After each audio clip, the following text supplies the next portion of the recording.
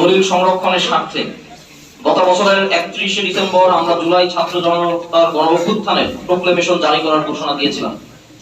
কারণ এছাড়া এই অভ্যুত্থানের রাজনৈতিক, আইনি ও আন্তর্জাতিক ভিত্তি এবং সমর্থন আদায় করা কঠিন হবে বলে আমরা মনে করেছি। এমনকি বিদ্যমান সংবিধানের বিরুদ্ধে সংগঠিত এই গণ অভ্যুত্থানের আইনি ভিত্তি প্রদান আমাদের বিবেচনায় ছিল। পরবর্তীতে 30শে ডিসেম্বর অন্তর্বর্তীকালীন সরকার জানায় যে সকল রাজনৈতিক দল ও পক্ষকে সঙ্গে নিয়ে তারা জুলাই অভ্যুত্থানের প্রোক্লেমেশন জারি করবেন। আমরা প্রাথমিকভাবে সরকারের সিদ্ধান্তকে স্বাগত জানিয়ে গত 31শে ডিসেম্বর কেন্দ্রীয় শহীদ মিনারে মার্চ ফর ইউনিটি সমাবেশ করি। উক্ত সমাবেশ থেকে 15ই জানুয়ারির মধ্যে প্রোক্লেমেশন জারির আলটিমেটাম দেওয়া হয়। প্রিয় সাংবাদিক বন্ধুগণ, আপনারা জানেন গত 15 দিনে প্রোক্লেমেশন ইস্যুতে সরকারের তেমন কোনো দৃশ্যমান পদক্ষেপ নেই।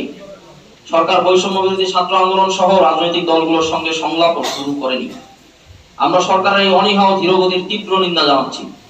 সরকারকে মনে রাখতে হবে, খোদ তার নিজের বৈধতার স্বীকৃতির জন্যই অবিলম্বে জুলাই প্রোক্লেমেশন জারি করা দরকার।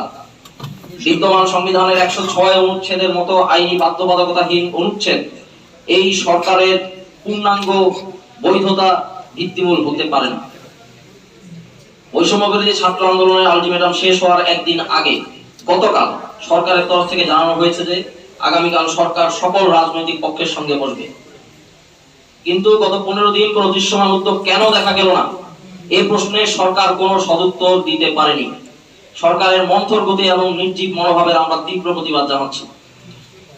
বন্ধুগণ, জুলাই প্রোক্লেমেশন জারি সে বৈষম্য বিরোধী ছাত্র আন্দোলনের কোনো সাংগঠনিক বিষয় নয়। এর সঙ্গে আমাদের পুরো জনগোষ্ঠীর বর্তমান ও ভবিষ্যৎ নিরাপত্তা ও অস্তিত্ব নির্ভরশীল। বৈষম্য বিরোধী ছাত্র আন্দোলন ও জাতীয় নাগরিক কমিটি প্রোক্লেমেশন জারির দাবি জানিয়ে দেশ ও জনগোষ্ঠীর প্রতি তাদের কমিটমেন্ট রক্ষা করেছে। আমরা সরকারকে স্পষ্ট ভাষায় জানিয়ে দিতে চাই, বৈষম্য বিরোধী ছাত্র আন্দোলন, জাতীয় নাগরিক কমিটি সহ গণ অভ্যুত্থানের সকল অংশীজনদের সঙ্গে আলোচনা করে অবিলম্বে প্রোক্লেমেশন জারির তারিখ ঘোষণা করুন। জুলাই অভ্যুত্থানের প্রেক্ষাপট ও অভিমুখ নির্ধারণ করে এমন বক্তব্য প্রোক্লেমেশনে রাখতে হবে। পাশাপাশি এই প্রোক্লেমেশন যেন অনাগত সাংবিধানিক ও আইনি ব্যবস্থার ভিত্তি হিসেবে কাজ করে তা নিশ্চিত করতে হবে।